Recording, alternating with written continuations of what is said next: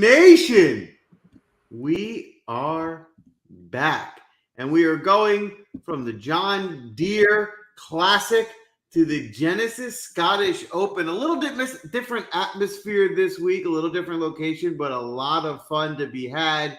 I am coming off back-to-back victories, going for the three-peat.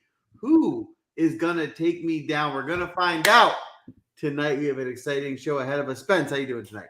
I'm doing well. That's rarefied air that you would get yourself into there, Joel. I pride myself on doing that a handful of times, and I think the record is 5 in a row if you're shooting for that. So if you can get to 6 in a row and do the double three-peat, which has yet to be accomplished on this show, that's the ultimate goal here. I remember that you were on it, and that was relatively recently. Was it earlier this year or late last year? It was one or the other. I'm not 100% sure. We were talking about this before the show started. I've been very hot and cold, and you said it's like the Ricky Bobby thing. I've legitimately been first or last in, I would say, the last 2.5 months worth of contests. And, maybe it's a little bit too aggressive, some of these lineups that I've put together on this show, but I'm always trying to view it from a GPP mindset and large field contests here, and not necessarily in the lens of just the four of us playing together. Like, how can we actually make a build that can take down a millionaire maker or something like that? And with these contests that are coming up, we're going to have some really interesting events to consider. And like that moves us into the Open Championship next week, but there's always a high ceiling potential. And, as we were talking about, Joel, you are the big money man that does seem to cash for a lot of dollar amounts in these situations. So, hopefully somebody in the audience, if it's not one of us, ends up taking down that big amount this go around. I appreciate that. I hope someone participating in the Draftcast takes a big takedown this week. And we also have our eye on next week. This is a great tournament to kind of set up the Open, right? We're already kind of moving over. We're playing a links course. David, would love your take. How do you feel about the Scottish Open setup for the Open, and how you doing tonight? I'm good, mate. I'm good. Congratulations on the back-to-back wins, although bittersweet because I've been second on both occasions. So it's, congratulations to you. Really hoping that I can get over the hump. Being stuck in that third position on the draft is mainly what I blame for that. But look, excited for the event. These co-sanctioned events are always fantastic. I think it's a great opportunity. It's a really interesting storylines, bringing all these DP World Tour players to play on a PGA Tour event. Obviously, it started because a lot of these PGA guys come over anyway to play the Scottish Open ahead of the Open Championship and get acclimatized. And now all those DP World Tour players have a path where you win this week, you've got a 2-year exemption on the PGA Tour. So it's huge incentive and really, really interesting. I hope some of those storylines get to come to fruition because I think it'll be a fantastic watch. Well, definitely a lot of motivation. Definitely a good week. Like, everyone's going to want to play next week. That's the last major. That's going to be the big, it's not the end of the season, obviously, but it's the last major. So it's the last big tournament to kind of go after. I feel like if you're planning to go hard after it next week, this is a great week to be prepared, find out what players are playing well on this Link Styles course. To me, this week almost goes hand in hand with next week. Before we dive into the tournament this week, I want to just get both of your take.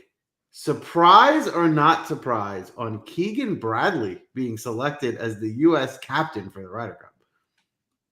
You want to take it first, David? Sure. I spoke about this earlier on my regular radio segment on New Zealand Sports Radio, SENZ, and I was shocked. It feels absurd. Not so much just the fact that he is the captain, but the fact that no one had a conversation with him up until the phone call when they actually called him and were like, hey, do you want to be the Ryder Cup captain? And part of me wonders, right? Jordan Spieth and Justin Thomas are part of the selection process, whether they've now eliminated one extra captain's pick so that they can make an avenue to get onto the team by putting Keegan Bradley as the captain. But there's so many other players that I think have better credentials. Stuart Sink and Matt Kuchar, I think, were top of that list. You've got Freddie Couples, Davis Love III.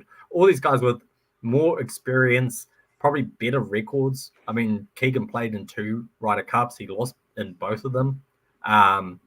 Despite the fact he had a winning record, the team still lost. And I just find it bizarre that they went to that route. I can understand Tiger opting out. I think that he might look to take the next Ryder Cup hosted in Europe, try and reverse history with like multiple decades now of Team USA not able to win on European soil. But bizarre selection. Absolutely absurd. Spence? So here's the thing with my take on it. And I know that this might not be viewed in the same lens as everybody else with it. But for me, when we look at the Ryder Cup in general, take any sport. It doesn't even matter what sport we want to talk about. We'll use the NBA. That the NBA is the sport that is probably the nearest and dearest to my heart. Like, if we wanted a true representation and a true, like, I understand putting a player in there that the players respect and the camaraderie and the chemistry that comes into play. I get all of that. But if we really are trying to be serious about it, this would be no different in my eyes. And I've always viewed it this way. Every Ryder Cup, every President's Cup, every go around of this, when we try to figure out the captain, it would be like LeBron James putting himself as the coach of the Lakers. Like, I would rather have a real coach in there, or somebody that has a data-driven reason for why. And I know that I'm sure Keegan's going to get somebody that's going to give him more of an in-depth answer. I hope this isn't the boys club is making all the calls of who's playing with who, because we don't need to go back down that path of everything that we've seen. But, you know, I know people love the Ryder Cup. That's probably my hot take of at the end of the day, where if you could put a different group of people in there and somebody that actually was going to call the shots correctly, you get much more optimal decisions that were going to be made. So, you know, it is what it is at the end of the day. If the players think that this is the right call, I'm not going to question them on it. Cause I mean, at the end of the day, it's not going to probably be somebody that's making the quote unquote optimal decision to begin with, no matter who they pick. I would agree with both of you.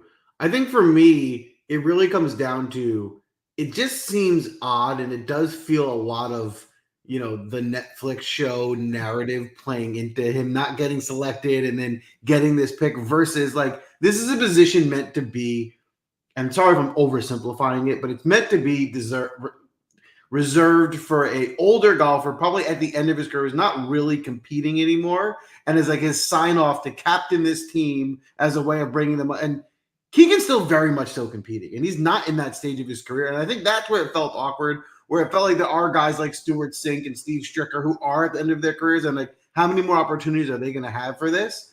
Where it felt like that's where that should have gone. And Keegan should have this opportunity, but 10 years from now, not right now while he's still competing for. I mean, feasibly, Keegan Bradley can still make this team. Like, he could absolutely.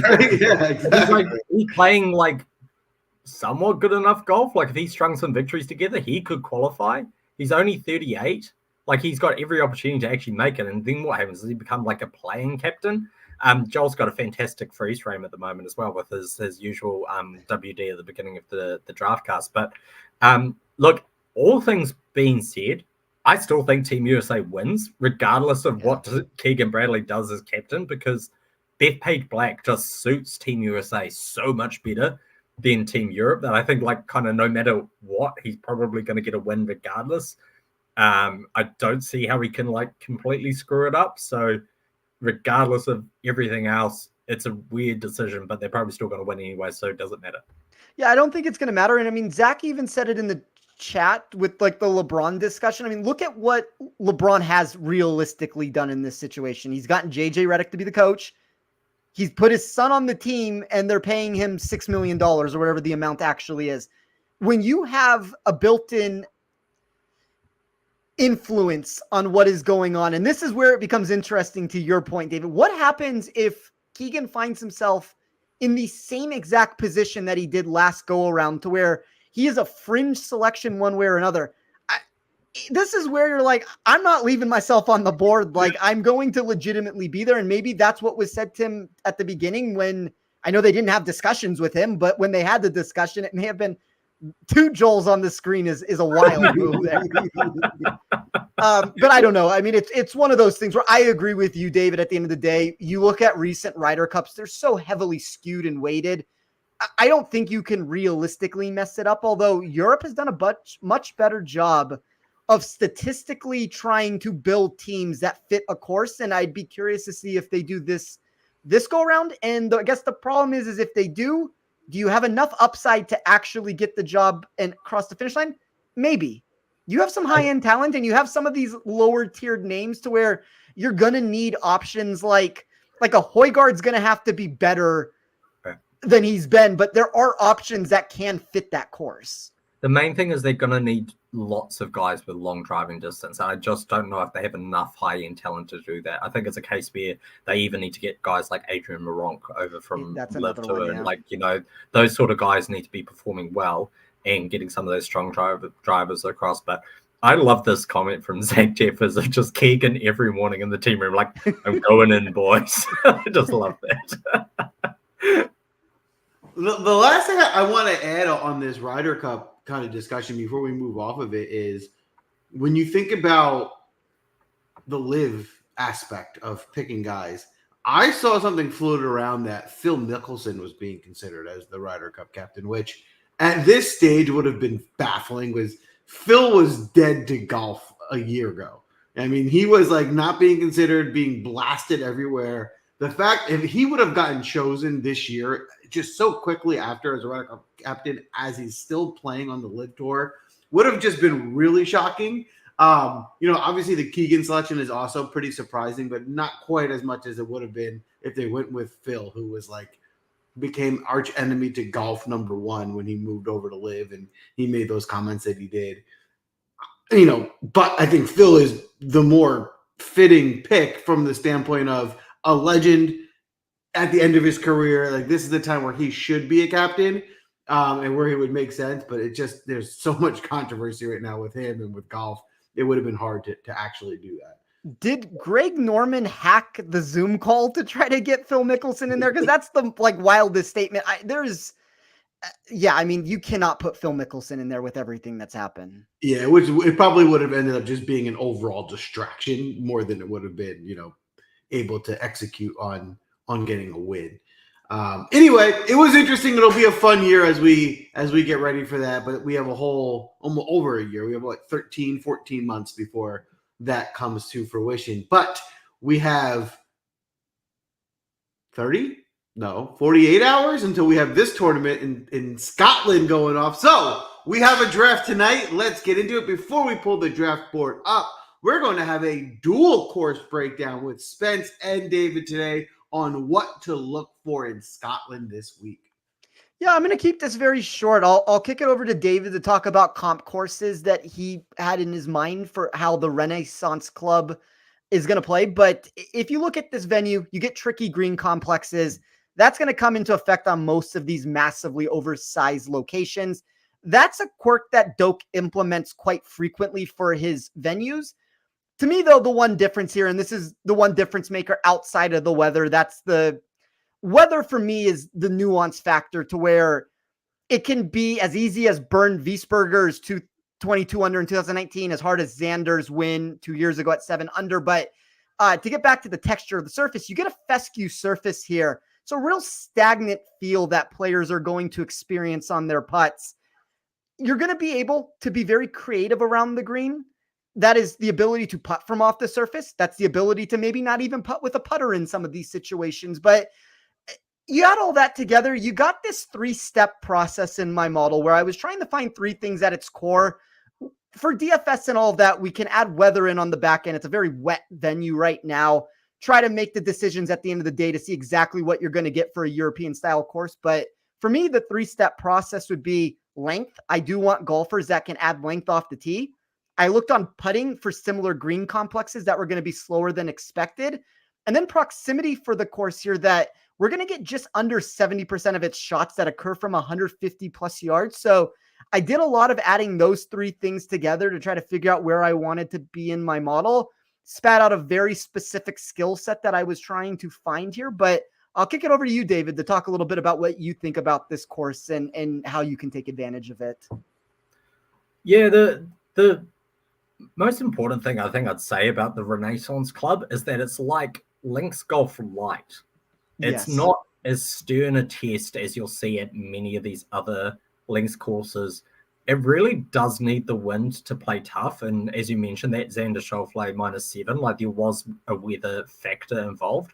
like all links courses, it's very exposed. It's got that going for it, but it can give up a lot of birdies if there's no wind. And this week in particular, it looks calm as anything. It looks like there's no wind out there. Yes, we're going to have some rain, but that really is coming in like Wednesday, maybe a bit of Thursday morning.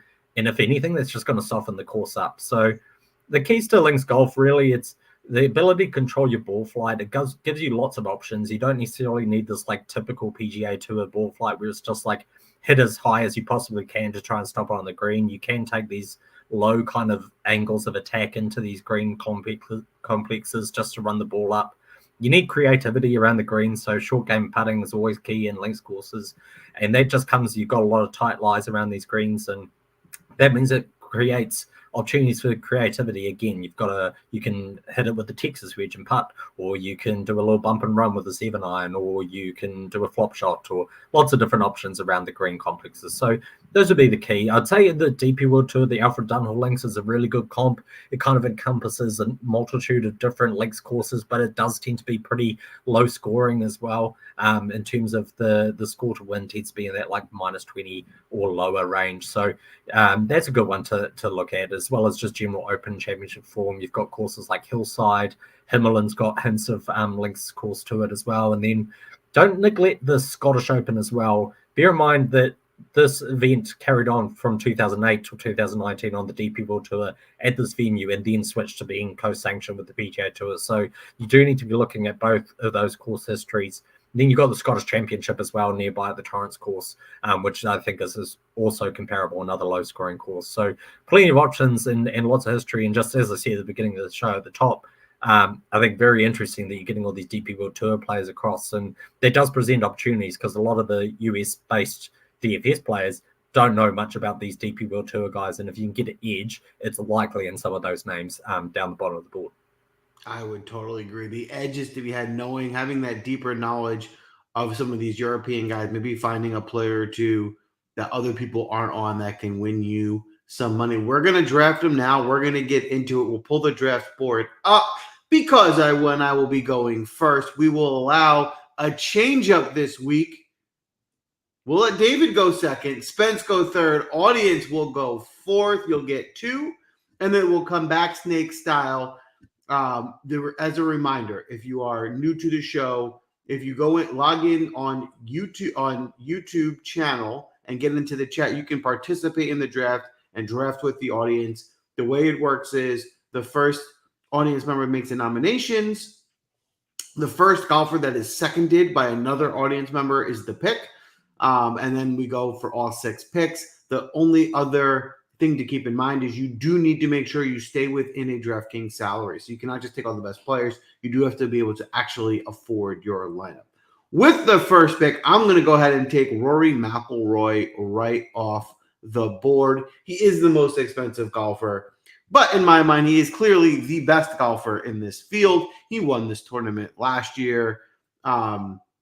There's nothing to not like about his game. I think with the last, he hasn't teed off in a couple weeks, if that may be your only concern. But I think I mentioned this last time that I drafted him since May. So over the last 2 months, he's played in 5 tournaments. He hasn't lost strokes in any category in the 5 tournaments. So that's to tell you enough. Rory's playing well. It should be a good course fit. David, you're next, but love your take. Any reason not to play Rory this week? I mean, I guess the only thing, which is the obvious, that he hasn't played since the US Open, heartbreaking defeat. He's going to have a ton of questions from the media because of his choice to opt out of the Travelers. So now all that kind of pent up questioning about what happened and how he's recovered, that's all going to fall on him this week. In saying that, he's got a pretty decent history of like backing up really heartbreaking results with good results. We've seen that previously, like in 2011, even at the Masters, when he threw that away. Before too long, he was actually a major champion at a different venue. And then, other venues he's done very, very similar. When he lost the Open Championship to Cam Smith, for example, he won pretty shortly after and then won the FedEx Cup playoffs, right? So I don't think there's anything to be too concerned about Rory. It's still Rory McIlroy. He may actually come out with a point to prove and come up pretty fired up. And whenever you get an aggressive Rory McIlroy, that can sometimes be a good thing. Boom. I love it. There you have it. All right, David, with your first pick, who are you targeting here? Yeah, so I'm going to go ahead and take Tommy Fleetwood, I think. Two minds of which one I was going to go with, but I'll go with Tommy Laird.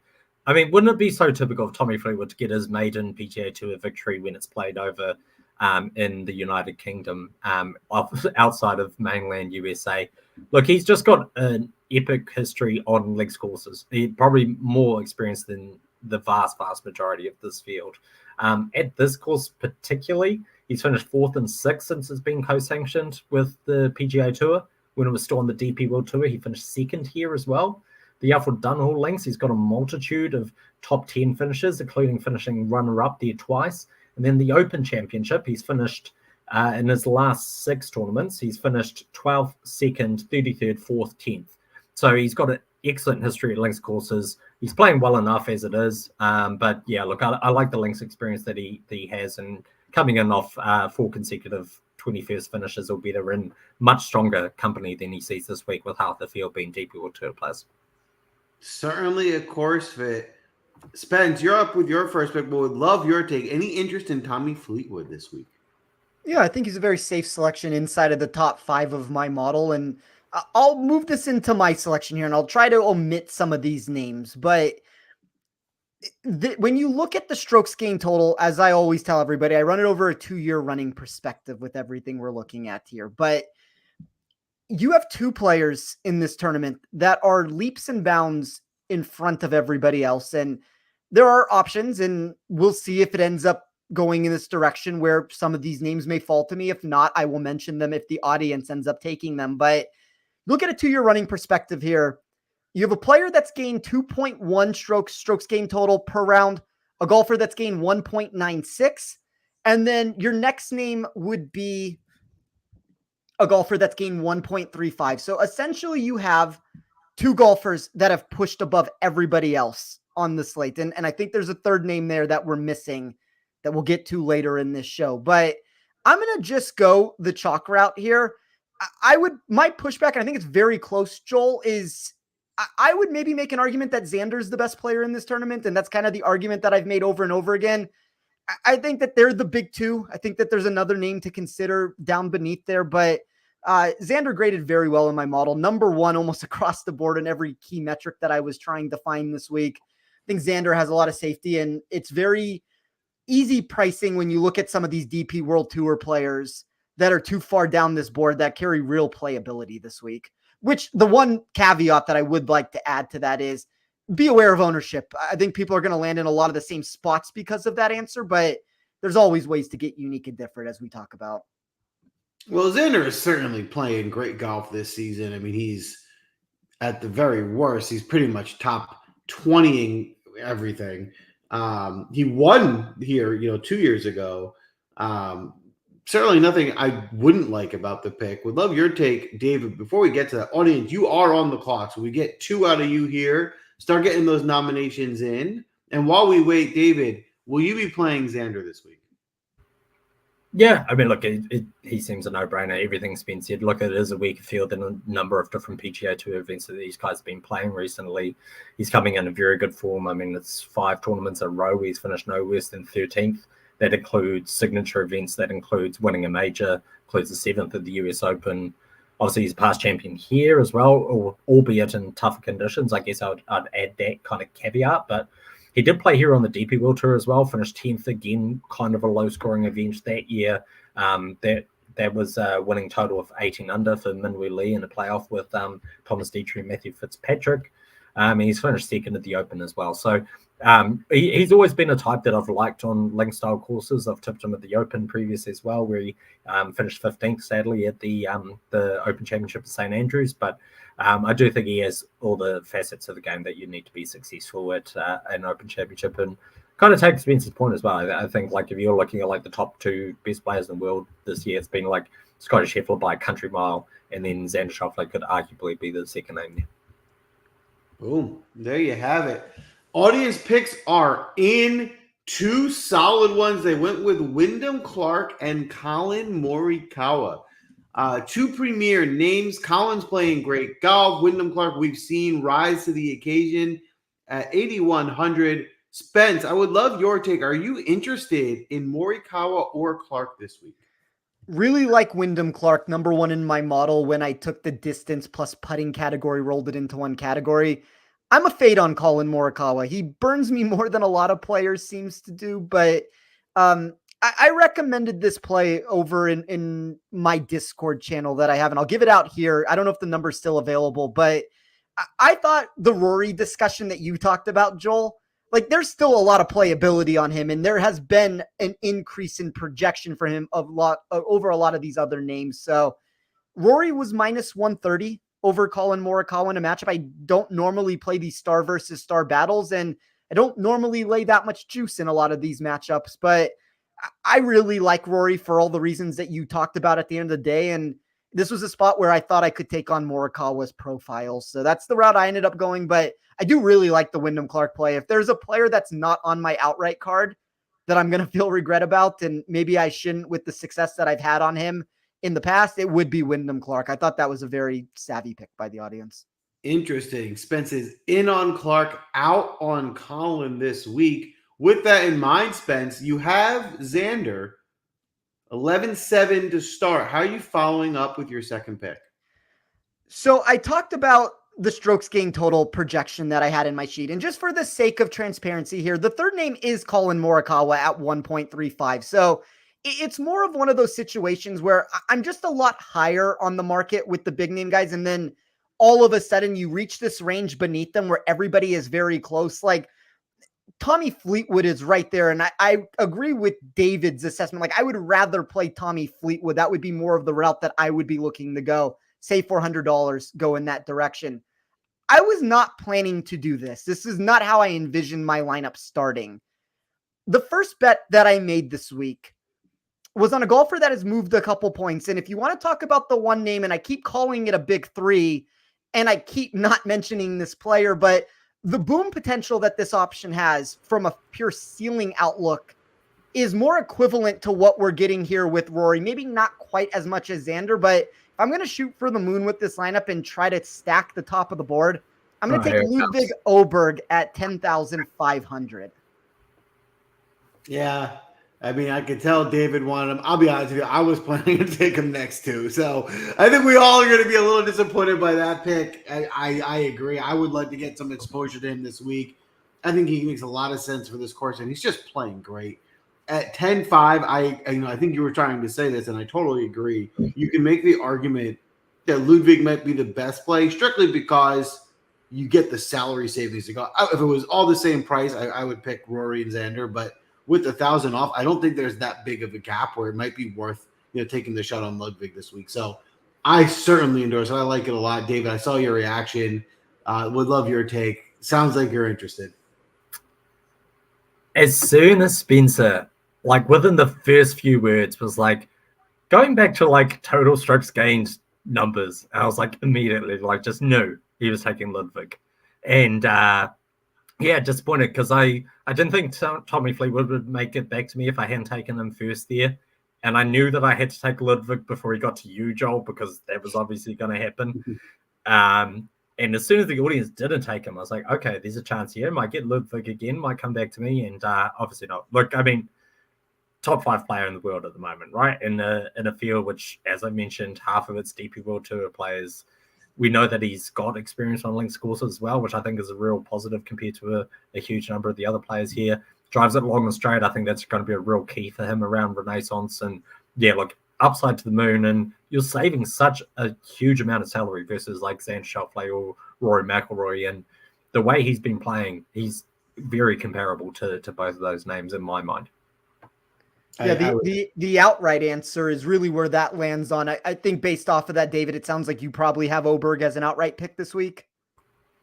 Yeah, he did headline my selections. He's dived in price since we put him up over at Windally Sports. Yeah, it's same here. It's one of those situations though that it goes back to exactly what you talked about. It's specifically with Rory with it inside of my model. It's very comparable expected win rates at a golfer that opened more than double the odds of that group. And that's where you're just picking and choosing value at the end of the day. Absolutely. Yep. You've nailed it. Spot on. All right, David. Well, you got your second pick here. You started with Fleetwood. Where are you looking to go with your second selection? I think that's 3 or 4 draft casts in a row where I've been after Spencer and he's stolen one of my selections within the first two picks. Last week it didn't work out too badly. We had Aaron Ryan and Danny McCarthy both finished 7th, so worked out all right in the end. And look, I'm going to go. I'm going to take a golfer that I was going to take anyway, and then kind of while you're selecting, Joel, work out what the hell I'm going to do with the rest of this lineup now, because a big part of my plan was to spend up large on Aberg and Fleetwood and then dive down the board and grab some value further down. So I'm going to take Aaron Rye here. Look, he's a past winner on this golf course back in 2020 when it was on the DP World Tour. He's also got a 3rd place at the Scottish Championship nearby. So decent enough links form. Played well at Himmerland a couple of times as well. He's got a 10th and an 18th there. But look, we just seen such a turn in what Aaron Rye's been doing ever since he started with his new putting coach and gaining just a ton of strokes putting. He was one of the top putters last week at the John Deere Classic, Aaron Rye. Like, he gained 8 strokes putting. And so his putting has taken immediate improvement. 4 consecutive finishes of 19th or better, including at the US Open, including at a couple of birdie fests, and now arrives at a course that he's won before. I think he's really got the game that can suit. And given the driving accuracy, I think that's a key asset. If you're not going to be long, finding fairways in links golf is very, very key, because if you do stray too far off course, you can get into this very long tussock grass, and it can be extremely difficult to get out of. Can almost be a penalty stroke straight away, by all means. So I'll take Aaron right here and work out what the hell I'm going to do with the rest of this lineup now. Well, Rye is certainly playing fantastic golf. I've been looking at Rye as well. I think he just elevated himself to a new tier at 8,300. That might be underpriced. I mean, we'll see what kind of showing he gives, but I can certainly endorse that pick here. Spence, would love your take on Rye. 9 players in my model. I keep going back to the strokes gain total answer. 9 players in my model are averaging over 1 stroke per round. Aaron Rye is 7th on that list of all the golfers.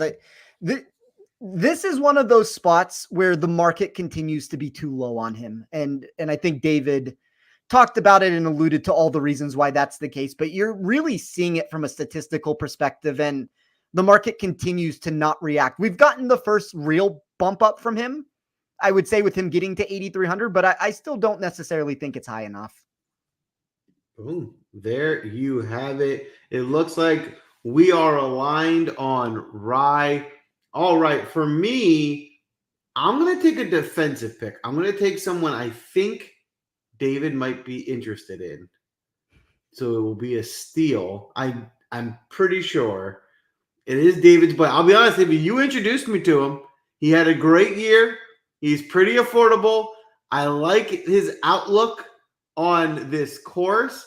He's playing much better now than he was a couple weeks ago, and that is Matthew Pavone. At only 6,900, I think he just makes a lot of sense as a value in this draft. If you look at him the last couple of weeks, he's really turned it up a bit here in gaining strokes off the tee and on approach, ball striking. He's really found a hot putter. I think the one area of concern might be his creativity around the green heading into this, but I think on this links course, it will look a little different. He might find a little bit of better form. I think there's plenty of upside with Pavone at 6,900.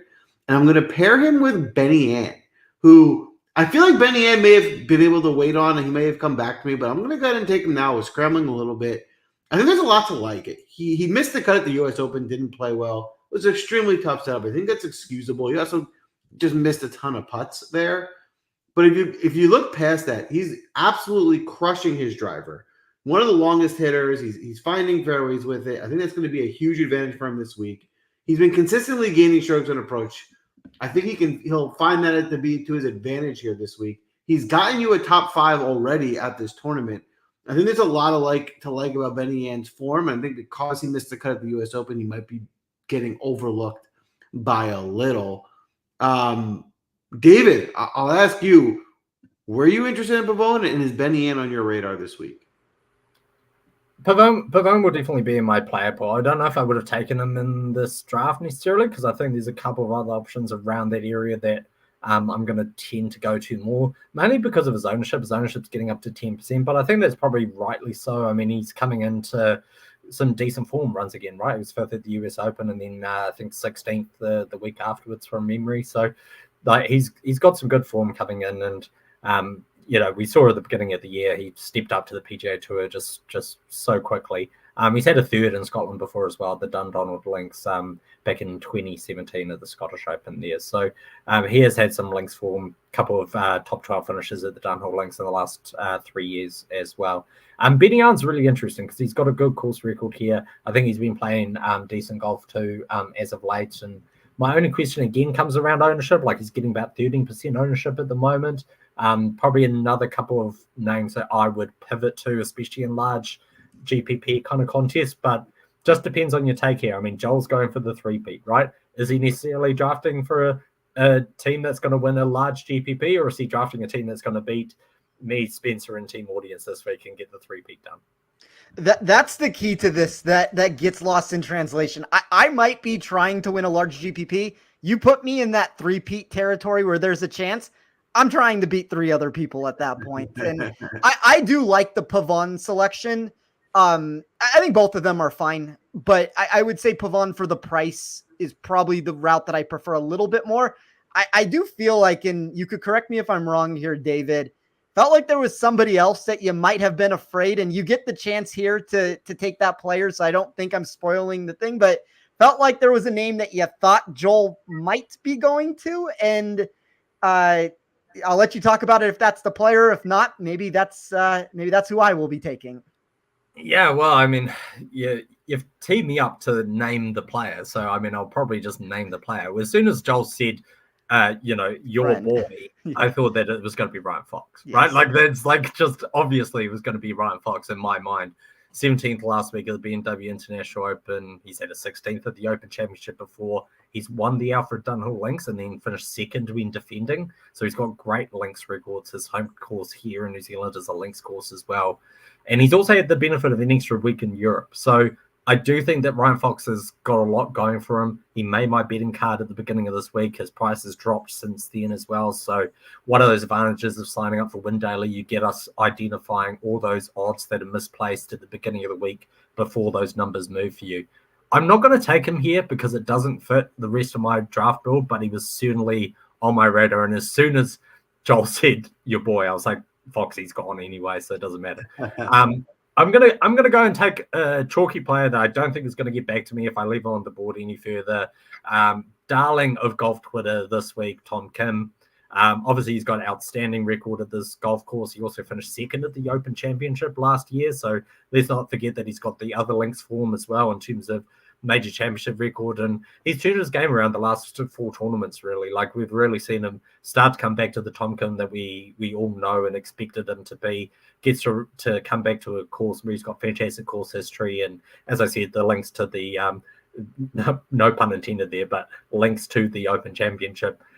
He's obviously got a good record there as well. So I don't think there's any chance that he comes back to me, and I've got to grab another one of these names at the top of the board somewhere in order to continue with my lineup build as I originally intended before Spencer rudely stole Ludwig from me again. I love the Tom Kim pick. I love the way he's trending. I was surprised by how high they had him priced, but it does seem to be that he's priced appropriately because of the way he's playing. So that will be endorsed by me, but Spence, would love your take on Tom Kim, and then you're up with your 3rd pick. I'm indifferent just because of ownership. As David talked about, he's going to be very popular this week. I tend to find myself gravitating, if I'm going to go the chalk route, more so with Fleetwood in that area. And if I'm going to drop down, there's a couple names that I seem to like at about half the ownership. I'm trying to figure out what I want to do here, because this is probably where there's always a spot, it feels like these last couple of weeks, where I go too far off the course. And if you fly too close to the sun enough times, you end up getting burnt in these spots. But I need to find a way to put myself back into a salary position, in my opinion, to where I have a little bit more consideration and routes I can go. So I am going to go with the golfer on my model that was the most mispriced option. It's in the $5,000 range. This is a golfer that has made 5 consecutive cuts at this tournament, 4 of those have come inside of the top 42. I'm going to take Alexander Bjork at 5,600. I know a lot of the off the tee stuff, and we've talked about distance and the need for that. That's going to leave a ton to be desired. But you look at how he rolls in the scrambling and the putting and the expected approach play from the key critical distances. I would be very remiss not to come on a show. I picked him at 600 to 1 to open the week. I have him across the board in different placement markets. I have him in a head-to-head matchup against Billy Horschel at plus 150. I've played him everywhere. I'm not going to come on this show, do a draft, and leave him sitting on the sidelines after I've been super aggressive picking him over and over again. So I don't expect people to necessarily love this selection. The one thing I will say is when he came onto the PGA Tour early in the year, he was a darling selection and he fell flat on his face. There's really no other way to look at it, but a lot of the key metrics for me have turned around recently, and we've gotten some really intriguing performances from him. So I'm going to take Bjork and just hope that more of the upside comes into play than the downside here for a lineup that really needed to find a way to get myself back into a salary saving potential here. Well, you certainly accomplished salary saving with this one. And this is what we were talking about. If you're looking for those sneaky plays, those some of those World Tour players that might be a little bit different, that's what you're getting right now. Audience, we need 2. It looks like 1 is in. We'll wait for that second nomination. But David, would love your take on Alexander Bjork. Yeah, look, I think he's a really safe play. I mean, the nice thing about taking someone like Alexander Bjork in the 5,000 range is you don't need him to win the tournament. Like, you kind of just need a top 30 out of him and then rely on the rest of your selections, like the Ludvigsons, Anders of the world, to go out and have really good weeks, and then kind of back that up with someone in the 5,000 who's saving you salary and getting you a top 30. And Bjork's definitely capable of doing that. He's got a good game for length courses. He's going to find you fairways. He's going to make a lot of putts, and he's decent enough around the greens as well. And 12th last time out at the Scandinavian Mix is a decent result as well on a somewhat length style course. It's like a faux links that they play on is how I would describe it. So yeah, look, I think he's a completely fine pick in the 5K range. Starting to get like a little bit of ownership, like 6%, which for like the 5K range is pretty high, but just with just noting that just how you deploy him is going to be interesting. I think you'll see some builds which will go like Rory and Xander at the top, and then they'll duck down to Bjork, and that's probably not the best way to play Bjork. So it definitely a playable selection and will be in my pool for sure. Boom. There you have it. Endorsed. Audience got 2 in. Great job. Tom McKibben and Min Woo Lee. Both guys that we've talked about in the last few weeks. McKibben especially was at 2 tournaments ago. I know he was almost drafted on this show. He was mentioned a few times. Would love your take, David. Any interest in McKibben or Min Woo? McKibben's a huge talent, right? He hails from Hollywood Golf Club, same club that Rory McIlroy started when he was a teenager growing up as well. And he's quickly becoming a top 5 player on the DP World Tour very, very quickly. Plenty of links experience too. Concern comes again with ownership. He's going to be like 12% owned, which for someone who's 7K is very, very high. So that's, again, just a cautionary note to add of how you deploy McKibben's going to be key. But look, he's a huge talent. Before you know it, he will be on the PGA Tour. I have no doubt about that. Tons of driving distance, and I think the links course is going to suit him. Min Woo Lee, good record here as well. Looks to be playing a bit better. Again, he'll be within my player pool as well. So no qualms with either of those picks from the audience. Looks like they're constructing the same way as you, Joel, to beat myself and Spence more so than a large GPP, which is often the tactic of team audiences is just come in here and just try and take down the experts, which I love to see. There you have it. Spence, would love your take. Are you interested in Min Woo Lee or Tom McKibben? And then you're up with your 4th pick. I like McKibben. The ownership would be the concern there. There was a realistic chance that I would have gone the McKibben route. Min Woo's always the enigma of the name. Like, I think he's fine and fairly priced where he is. I don't have a massive take one way or another. I would make an argument that you can find very similar profiles to him for a lot cheaper. That would be my only pushback to that. But like, I'm not going to sit here and say he's completely out of my player pool, or he's not a name I'm going to consider. I think he's fairly priced where he is. I'm trying to figure out how I want to construct this build, because this is the very similar spot that we had last week where I put myself into a position to where I was going to close Keith Mitchell and Carson Young. That was the plan until Joel very rudely stole Keith Mitchell from me, which actually made the Carson Young pick that did not come into play even worse when I took Dylan Wu. The Clanton pick was fine, but that ended up costing me there. I'm a little bit afraid that this is going to put me in a very similar position here. David's talked a lot about the Alfred Dunhill, and we've talked a lot about link style courses and playing in Europe. Well, there is a player that has 8 career wins in Europe. He only has 2 in America. I think he's going overlooked in the market here, and this is a player that's taken down the Alfred Dunhill in the past. I'm going to go with Matthew Fitzpatrick at 9,000. To me, that this has the potential to open up some of the. It's a very popular start. I agree with David where Xander, Oberg, Bjork, and I do think Bjork is a lot of what I have been pushing out in the space this week. Obviously, I don't push him to 6% just by myself, but I have been relentless in that take over and over again with it, to where even if I want to just give myself a percent or two, there's been some nature of Bjork coming directly from that. So I'm not going to worry so much about that ownership, where I feel like that is the one spot in the board that I maybe have influenced a little bit. If that's the case, though, I do need to find a way to get marginally different in a build. And I do think Fitzpatrick possesses that potential. You look at any of the tee to green projections over a 2-year running perspective on any generic course, there's some problems.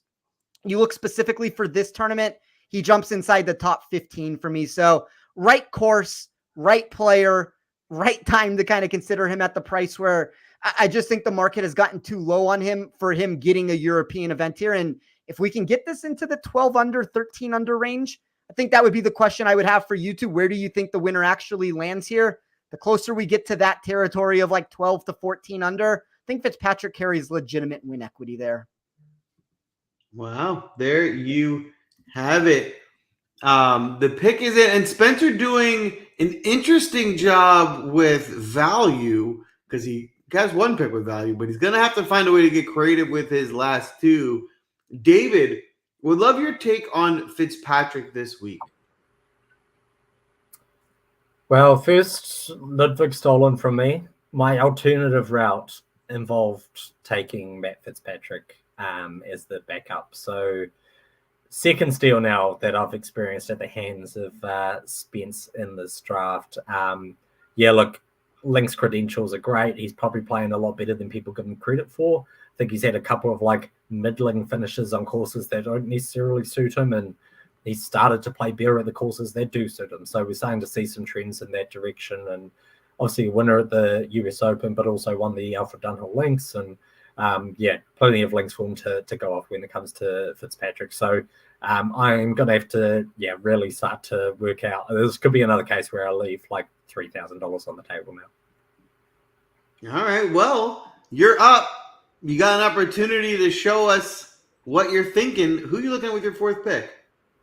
I really don't know which direction I'm going to take this now, because so many of these routes have involved me taking some lower end kind of players to round this out. And I need names at the top of the board, and they're pretty much all gone. And I don't really want to touch Victor Hovland. And that's kind of the only route that would kind of make any sense to me at this point. So I'm going to take Alex Noren, because he's kind of in the range where Joel might take him, and I'll take him for now and then work out on the term while Joel speaks about his other 2 picks, what I'm going to do from there. Look, Alex Noren's got outstanding history on links courses. He's got a great short game. Gets a step down as a step in terms of the quality of this field compared to what he's been playing on over on the PGA Tour. By all means, I think it's been a really good year actually overall for Alex Noren. He's been really consistent in his results. Second at the Alfred Dunhill Links in 2022. He had a 3rd there previously as well, along with the 15th, 12th, and 11th, all kind of coming in the last 6 years. He's played well at the Open Championship too. He's got a top 10, 2 top 10s there. He's finished 6th and 9th. And then at the Renaissance Club, finished 30th here on debut in 2022, which I don't think really speaks to the full talent that you can see from Alex Noren on some of these links courses. So some concern that he hasn't been putting well the last couple of weeks, but return to kind of slower European greens, I think, can be a good option for him on a links course where he's had a ton of history, a ton of experience, a lot more so than majority of this field. Alex Noren having a good season. We definitely came up a lot on this show. Spence, will Alex Noren be in your player pool? I haven't made a decision one way or another. The one thing I'll say with Alex Noren is you get a cheap price tag for a golfer that I think if this tournament would have run, I mean, take this back to the PGA Championship, and it's the week after the PGA Championship. Alex Noren might have been, I mean, you could probably put him where Corey Connors is at 8,900. We've gotten a substantial drop-off with some of the recent form, but link-style course, I always like him in Europe. We've seen him pop in situations like this in the past. So I don't have a large take, but I would make an argument where David's probably correct. This is too cheap of a price tag. All right. There you have it. I got two here. I've been going back and forth in which direction, but I've settled on, I'm going back to the well. I love the way Sung Jae Im has been playing. You know, he hasn't had a great history here on the links, but I think he has just elevated his game. He had a slow start to this season, but he's really coming on strong. And at 8,500, I feel like Sung Jae is just underpriced by the way he's playing. So I'm going to bet on the golfer and take Sung Jae. I'm going to pair him with a guy that I wonder if he's on anyone's radar. I doubt that he is. I probably could wait to take him with my last pick, but I'm going to take him here, and that's Kevin Yu. Super cheap, super affordable. He's 6,300. But he has been absolutely crushing the ball. I mean, he's gained 5 strokes on approach at the John Deere, 2.5 at the Rocket Mortgage, 5 at the Canadian. He gained strokes on approach in every tournament he's played in that at least we have data on since the Valspar in late March. You know, he's Team NOPA. He's gained strokes putting the last 2 weeks. He's gained strokes with his driver. You know, he was basically even at the John Deere, so no strokes gained or lost. But before that, he's gained strokes every tournament that we have data on, all the way back until February with his driver. I mean, there's a lot to like about him. At only 6,300, he seems really cheap with someone who I think should have a little bit of upside if he makes some putts. Would love to get your take, Spencer. Any interest in either Sung Jae or Kevin Yu? I like what you talked about with Kevin Yu in the upside part of the equation there. That's not going to be for the faint of heart. We know what he does with the putter, but look, I'm not going to say that Alexander Bjork cannot win because my model has upside for him, but I do think in general, people get caught down, and I've said this a million times, in this lower $6,000 range, $5,000 range when we get these portions of the board. And the common consensus ends up being, let's go safe and try to find a cut maker. I am very against that route. I think you should be shooting for upside. Kevin Yu's ball striking is elite. I'm not even saying that, like, that's not hyperbole. It is really elite. Can he make putts? I don't know what the answer to that is, Joel, but at sub 5% ownership and a $6,300 price tag, there are a lot worse routes that you can go than him. He might blow up. He might miss the cut. He also might top 10 this tournament. I'm totally with you. And obviously, like, his record speaks for itself. We can't expect him to get you a top 10. But if your concern is putting, at least he's trending in the right direction. In the last 2 weeks, he's gained putts. So that was my justification for it. David, would love your take. Any interest in Sung Jae or Kevin Yu?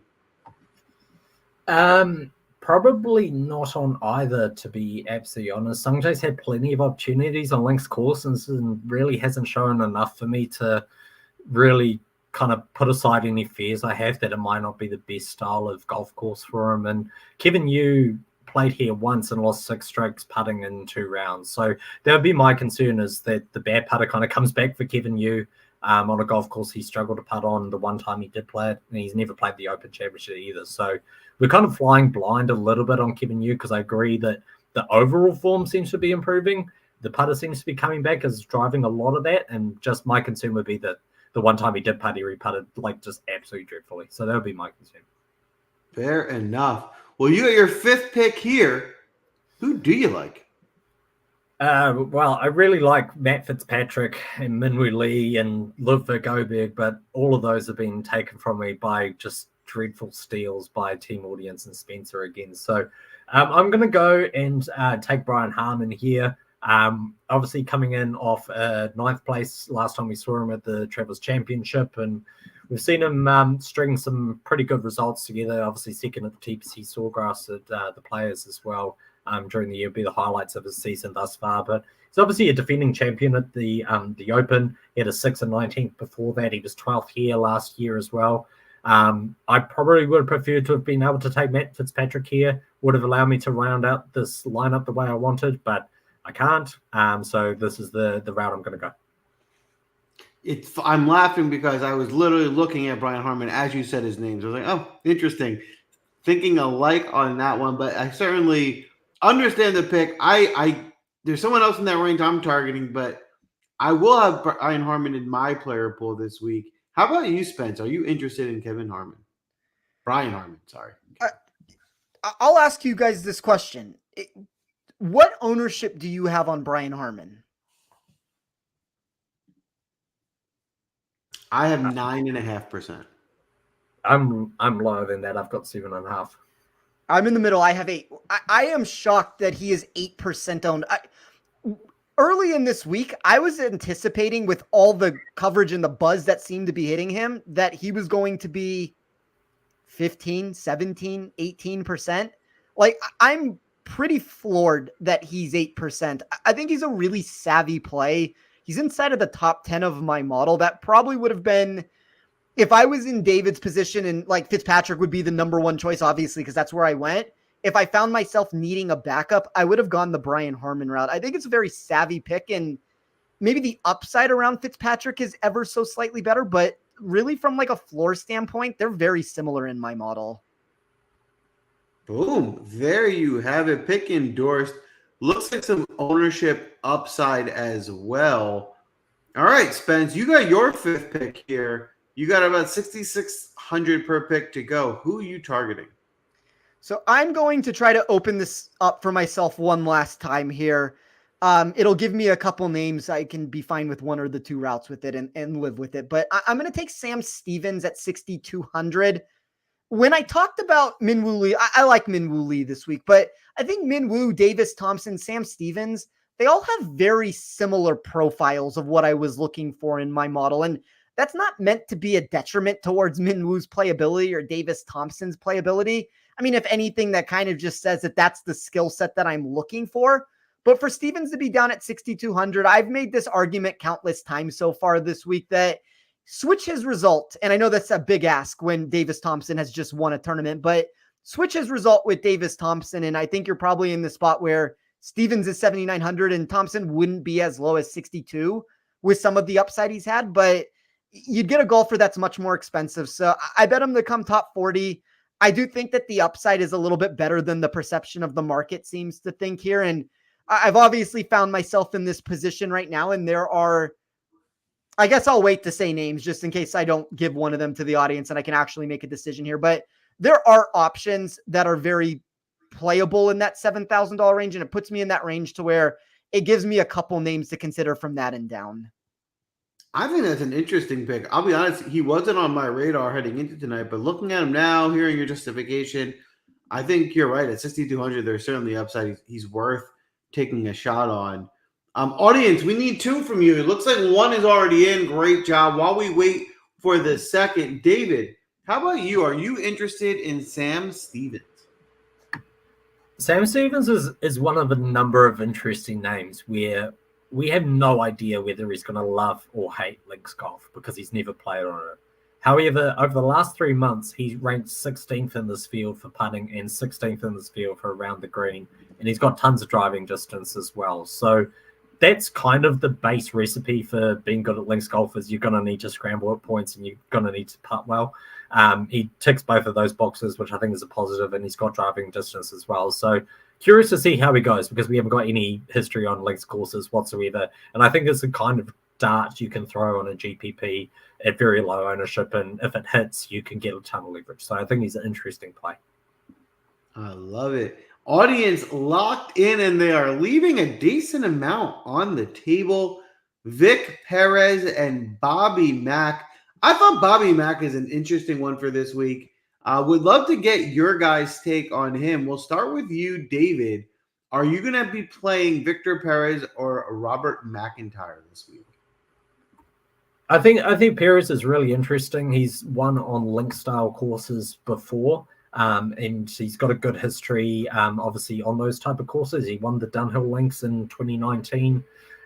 Also performed well on some of the like faux links courses that we see on the DP World Tour, not true links, but like links like enough. And he started to show glimmers of form a little while ago. He had a third at the Canadian Open, 12th in his signature event at the Memorial as well. So I think he's an interesting name with some upside. I think he will benefit from having some time back in Europe as well. Robert McIntyre, my concern comes with the ownership. Obviously, it was a heartbreaking loss here last year where Rory McIlroy birdied the last two holes, two of the hardest holes on the golf course all day. The projected chance of that happening was 0.15%, and Rory went birdie to snatch victory away from the local at 100-1, going out and winning the tournament. So how he recovers from that remains to be seen. I guess my concern is a lot of people remember that, and then since then he's won on the PGA Tour, so a lot of people are again on it. He's on their radar, and as a result, you're going to find someone in the 12 to 14% range. And do I really want Robert McIntyre like 12 to 14% when you've got guys like Max Homa, Sepp Straka, Benny Yarn, Bezaden Hout all right there in that price range as well? And I think overall, like over the course of their career, those golfers are going to have a better career than Robert McIntyre is. There you have it. All right. Well, Spence, you're on the clock with your last pick here. $7K to spend. Who are you looking at? So it's in an ideal world, I would have loved to been able to get up to Tom Hoagie. I know Dietrich's going to carry some ownership around him. That's the same ownership game that we could have a discussion about. I think he's fine at 7,200. With where I'm at, Pavon, if he would have been on the board, probably would have been the selection. There are two names for me. It would either be Van Rooyen at 7,000 or Ferguson at 6,700. I honestly think both routes work and both routes make sense here. The ownership is very similar. I'm going to go with Erik Van Rooyen just because I do have such a high upside for him in my model.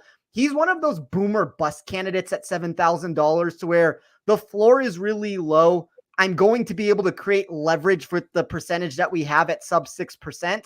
But the upside for me is a top 20 sort of play. I mean, it's not too dissimilar to what we're getting with Ferguson inside my sheet. I think he also carries that similar top 20 profile, but it's splitting hairs if we're being honest. Like I could have flipped the coin which route I would have gone.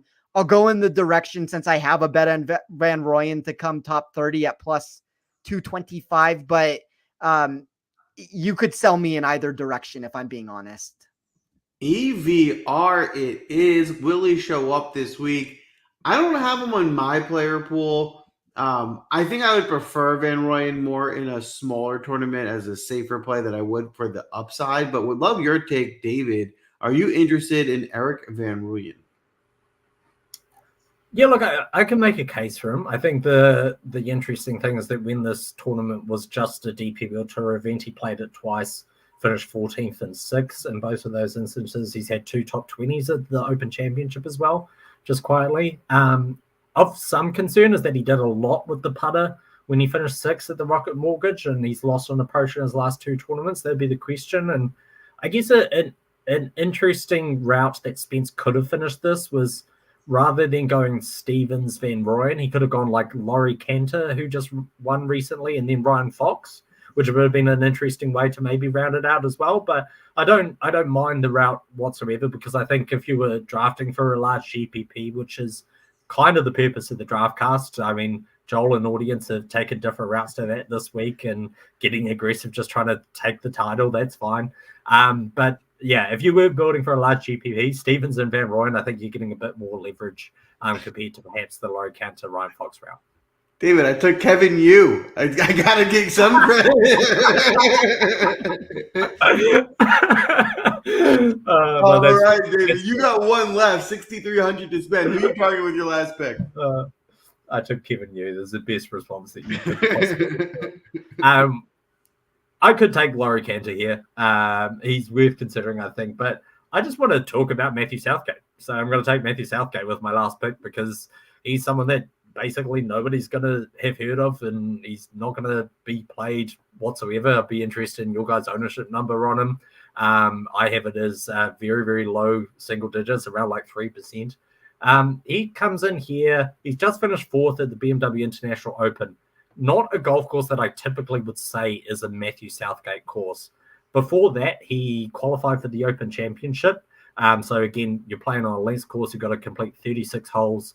You're playing in very competitive fields. You saw a number of live golfers trying to enter through the Open qualifying as well. He managed to earn his way into the Open off the back of his play in that event.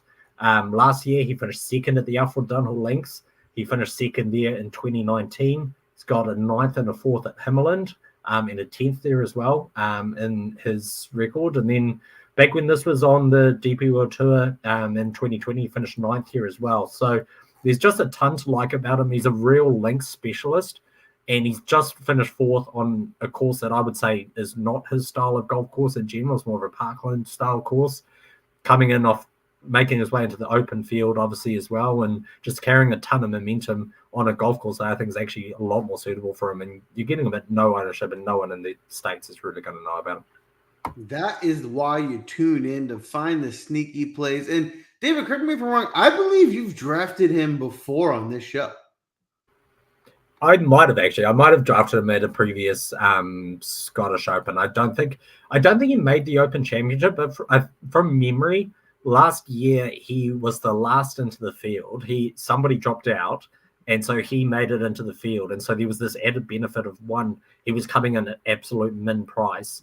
And then secondly, he was a late addition to the field as well. So like anyone who had already made lineups wouldn't have had access to him at the beginning of the week. So I think I have drafted him before. I think that's correct. And since then, he finished second at the Alfred Dunhill Links, right? So he's proven that links courses are kind of his forte. And for me, he's arriving now in even better form than he had previously.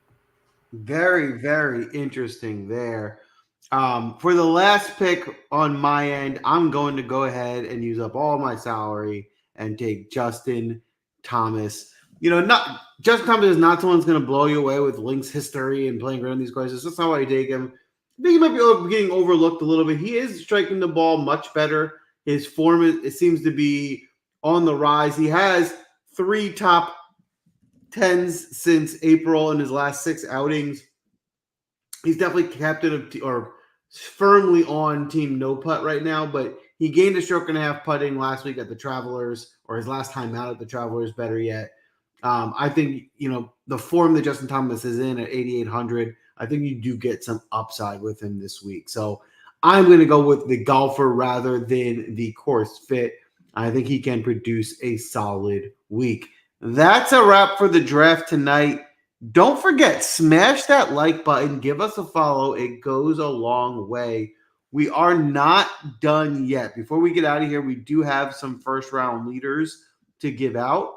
And don't forget to sign up for Win Daily. Get into Discord chat. On Wednesday night, we will be providing you with an updated ownership article from Steven, letting you know the most accurate ownership predictions heading into the tournament. We also give you weather updates. So if there's a weather edge to be had going into the tournament Thursday morning, we'll post it. You'll know if you want to post the early, if you want to target players from the early slate, the late slate. If there's any outright bets that we're playing, we will post them in Discord, and you can ask questions. So it's easily worth it. Sign up now. You'll get all your money back plus some winnings by the end of the month. I can't guarantee that, but it's highly likely. So get on this train.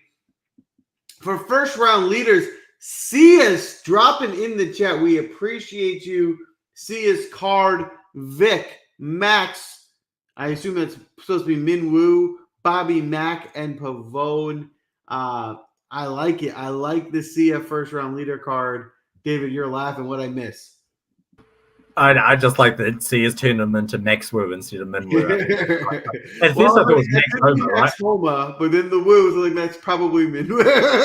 Why not just take both? But yeah, Max Woo instead of Min Woo, quite funny. Exactly. I do like a number of these names. Boom. Well, while we're at it, David, who are you targeting in the first round leader market?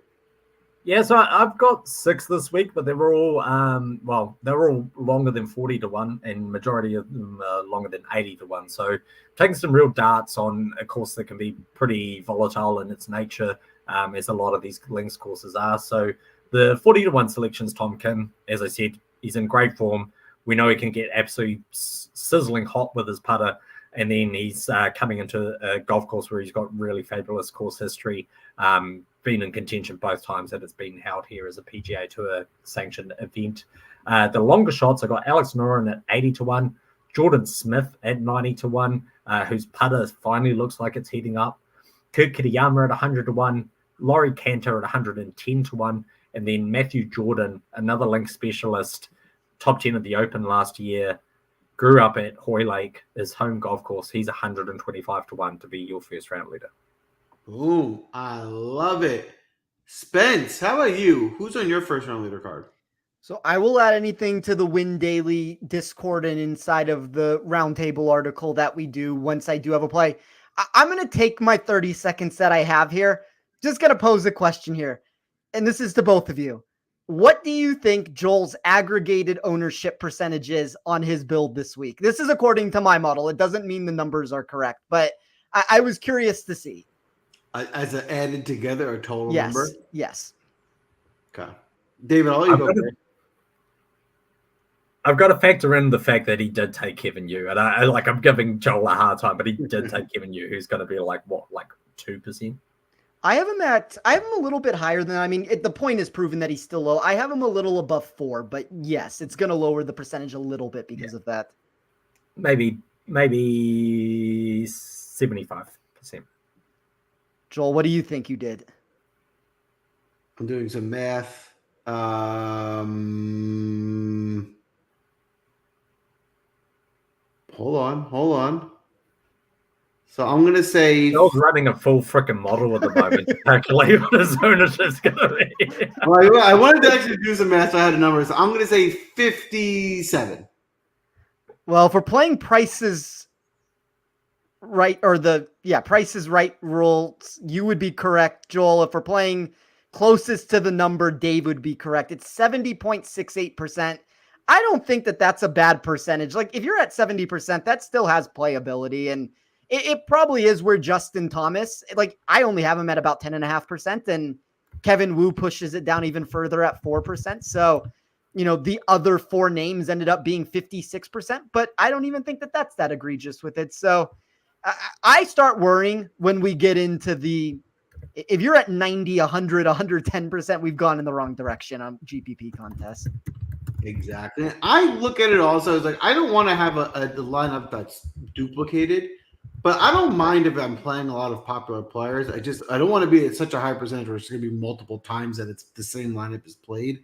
At this number, I don't think it'll be duplicated. I think you start getting duplicated in the 90s and up. So I would agree with that. And as I said at the beginning, and I stand by this, if you would have made it 130% trying to go for the three-peat, I would tell you do you on this one, because like you got to go for the three-peat when you have a chance. But that lineup to me is not that. I appreciate that. All right. Well, to get us out of here, I'll give you my first round leader card quickly. I think it's a shame that we didn't mention him on this show. I do want to put out there, Hideki Matsuyama is interesting. I think he's playing really good golf. I think the 45 to 1 number for him from the first round leader is one that I could certainly get behind. I like Ludwig at 30 to 1, Brian Harman at 60 to 1, Aaron Rye at 60 to 1, and Nikolai Højgaard at 65 to 1. That is a wrap for my first round leader card. It was a pleasure drafting with you all this week, and I cannot wait for the Open next week, the last major championship of the year. Don't forget, tune in next week. We will see if I can officially be crowned the three-peat or if it will be ripped away from me from the Draftcast this week. Tune in and find out, did I forget anything? Yeah, you're definitely not completing the three-peat because you moved me from the 3rd draft spot. So obviously this is the week when I finally get my win and take back the crown that I so obviously deserve if it wasn't for all these steals. But the other thing, of course, as always, sports.